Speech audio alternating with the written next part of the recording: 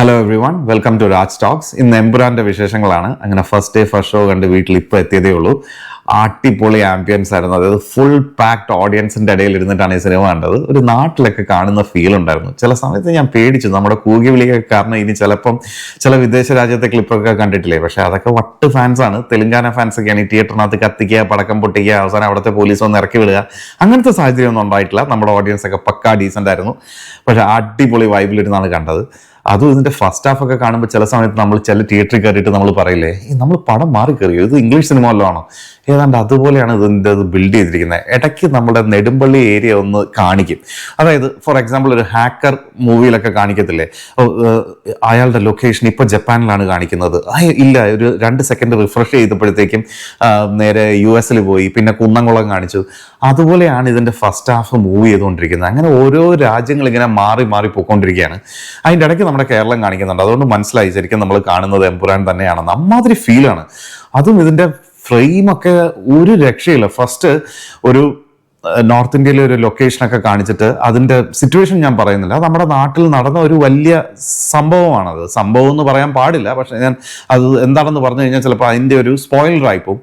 അപ്പോൾ അതിൽ ആ ബാധിക്കപ്പെട്ട ആൾക്കാർ ഒരു സ്ഥലം വിട്ട് പോകുന്നതൊക്കെ കാണിക്കുന്നുണ്ട്. അപ്പൊ അതിൻ്റെയൊക്കെ ഒരു ഫ്രെയിം ഉണ്ട്. ആ ഫ്രെയിം വെച്ചിരിക്കുമ്പോൾ തന്നെ മനസ്സിലാവും എന്തുകൊണ്ട് ബാധിക്കുന്നു. അതിൽ നമ്മൾ ഒരുപാട് നറേഷൻ ഒന്നും പറയണ്ട, എന്തുകൊണ്ട് ബാധിക്കുന്നു, ആര് കാരണം ബാധിക്കുന്നു, എന്നിട്ട് ഇത് ചെയ്ത ആൾക്കാരുടെ ഒരു പവർ കാണിക്കുന്നുണ്ട്. അതിന്റെ ഒരു ക്യാമറ വ്യൂയിങ് ഒക്കെ ഉണ്ട്. അതൊക്കെ നമുക്ക് മനസ്സിലാവും. ഓക്കെ, അതിന്റെ ഒരു പവർ പൊസിഷനിങ്ങും കാര്യങ്ങളും ഒക്കെ അങ്ങനെ ടെക്നിക്കലി ഹൈ ആണ്. ഇതിപ്പോ പൃഥ്വിരാജ്, മുരളി ഗോപി, സുജിത് വാസുദേവൻ, അതേപോലെ ഇതിന്റെ ക്യാമറ മാൻ, അങ്ങനെയാണ് ഞാൻ മനസ്സിലാക്കുന്നത്. പേര് തെറ്റിച്ച് പറഞ്ഞോ എന്നുള്ളൊരു ഡൗട്ട് കൊണ്ടാണ് ഞാൻ അങ്ങനെ ചോദിച്ചത്. Excellent work. ഇതിന്റെ ടെക്നിക്കൽ ടീമിനെ നമിച്ചേ പറ്റുള്ളൂ. Hats off to them. അതുപോലെ തന്നെ നോക്കുകയാണെങ്കിൽ ഇതിന്റെ സെക്കൻഡ് ഹാഫിൽ നമ്മൾ ട്രെയിലറിൽ തന്നെ കണ്ടൊരു സീനുണ്ട്.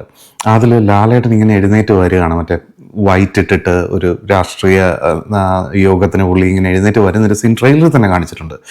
ഇത് നമ്മൾ ട്രെയിലറിൽ കാണുന്നതും ഇത് നമ്മൾ തിയേറ്ററിൽ കാണുന്നതും നമ്മൾ ആനയും ചേനയും തമ്മിലുള്ള വ്യത്യാസമുണ്ട്. അതിനകത്ത് ഇങ്ങനെ ഒരു എന്താ പറയുക, ഒരു ഭീമാകാരമായിട്ട് ഇങ്ങനെ പുള്ളി ഇങ്ങനെ ഒരു ചെറുതിൽ നിന്ന് ഇങ്ങനെ വലുതായി വന്നുകൊണ്ടിരിക്കുന്ന ഒരു ഫീലൊക്കെ നമുക്ക് കിട്ടും. അത് തിയേറ്ററിൽ ആ ഒരു എമ്പുരാനെ ആ ഒരു സൗണ്ടും ബാക്ക്ഗ്രൗണ്ടും ഒക്കെ വെച്ചിട്ട് കാണുമ്പോൾ സീൻസൊക്കെ ഭയങ്കരമായിട്ട് എലിവേറ്റ് ചെയ്തിട്ടുണ്ട്. അതാണ് എനിക്ക് ഇതിൻ്റെ ഭയങ്കര പോസിറ്റീവായിട്ട് തോന്നിയത്. എനിക്ക് തോന്നുന്നു നമ്മുടെ ഇന്ത്യൻ സിനിമയിൽ ഇങ്ങനെ ഒരു വേൾഡ് ക്ലാസ് ഫിലിം ബിൽഡിങ് നമ്മൾ ചെയ്തിട്ടില്ല.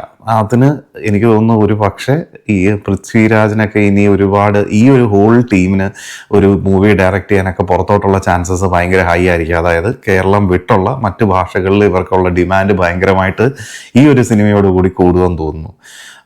ഹാവിങ് സെഡ് ദാറ്റ്, പടത്തിൻ്റെ ഒരു അങ്ങനെ ആകെ മൊത്തത്തിൽ എനിക്ക് ഈ പടം വർക്കായി. ഡെഫിനറ്റ്ലി ഒരു എബോവ് ആവറേജ് പടമായിട്ട് തന്നെയാണ് ഫീൽ ചെയ്യുന്നത്. ഞാൻ എന്തുകൊണ്ട് എബോവ് ആവറേജ് എന്ന് പറയാൻ കാരണം എന്ന് വെച്ചാൽ ലൂസിഫർ ഓർ എമ്പുരാൻ എന്ന് ചോദിച്ചു കഴിഞ്ഞാൽ ഓൾവേസ് ലൂസിഫർ തന്നെയാണ് എനിക്ക് എമ്പുരാന് മുകളിൽ നിൽക്കുന്നതായിട്ട് തോന്നുന്നത്.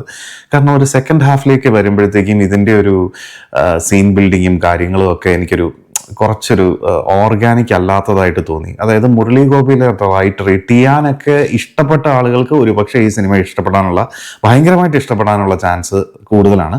പക്ഷേ എനിക്കത് ഒരു ഓർഗാനിക് പ്രോസസ്സായിട്ട് തോന്നിയില്ല. ഒരു ഏച്ചുകെട്ടലൊക്കെ ചിലയിടത്ത് എനിക്ക് ഭയങ്കരമായിട്ട് ഫീൽ ചെയ്തിരുന്നു. ലാലേട്ടൻ്റെ ഓറയൊക്കെ അടിപൊളിയാണ്. ഫോർ എക്സാമ്പിൾ ഒരു സീനുണ്ട്, പുള്ളി ഇങ്ങനെ ഒരു സംഭവത്തിൽ ഇങ്ങനെ പുള്ളി ഇങ്ങനെ നോക്കണം. അപ്പം അത് നോക്കുന്നത് എന്തിനാണ് എന്ന് ഇത് കാണുന്ന കുറേ ആൾക്കാർ ചോദിക്കുന്നുണ്ട്. അതിലെ ഒരു ലുക്കിലൊക്കെ തന്നെ പുള്ളി എന്തോ തീരുമാനിച്ച് കൂട്ടി ചെയ്യുന്നു. അത് മതി. പുള്ളിയുടെ ആ ഒരു ഓറയൊക്കെ പുള്ളി കംപ്ലീറ്റ് ആയിട്ട് അതിനകത്ത് കാണിച്ചിട്ടുണ്ട്. ആ സംഭവങ്ങളൊക്കെ വർക്കായി. ബട്ട് ടുവേർഡ്സ് ദ എൻഡ് എനിക്കൊരു സെക്കൻഡ് ഹാഫ് എനിക്ക് ചെറിയൊരു ഡിപ്പ് ഫീൽ ചെയ്തു. അതുകൊണ്ട് തന്നെ എന്നെ സംബന്ധിച്ചിടത്തോളം ലൂസിഫർ ഫ്രാഞ്ചൈസിലെ ഏറ്റവും ബെസ്റ്റ് മൂവിയായിട്ട് ഞാൻ ഫീൽ ചെയ്യുന്നത് ലൂസിഫറാണ്. ഡെഫിനറ്റ്ലി രണ്ടാമത് എമ്പുരാൻ അത് മാത്രമേ വന്നിട്ടുള്ളൂ. L3 ലീഡും കാര്യങ്ങളും എല്ലാം തന്നെ കാണിച്ചിട്ടുണ്ട്. എന്തോ അവിടെ മാത്രം എനിക്ക് ഇച്ചിരി ഒരു ഇത് അവിടെ കുറച്ചുകൂടെ ഒന്ന് നന്നാക്കാമായിരുന്നു എന്നുള്ളൊരു ഫീൽ എനിക്ക് തോന്നി.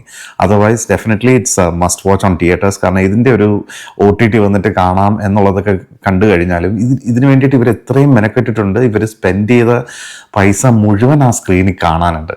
So definitely I would say it's a must watch in theatres. But ഒരു റേറ്റിങ്ങോ അല്ലെങ്കിൽ ഒരു ഓവറോൾ ഒരു എക്സ്പീരിയൻസ് മൊത്തത്തിൽ പറയുമ്പോഴത്തേക്കും ലൂസിഫറിൽ ഒരുപാട് കഥയും ഒരുപാട് ഓർഗാനിക്കായിട്ട് വന്ന മാസ് സീനുകളും ഉണ്ടായിരുന്നു.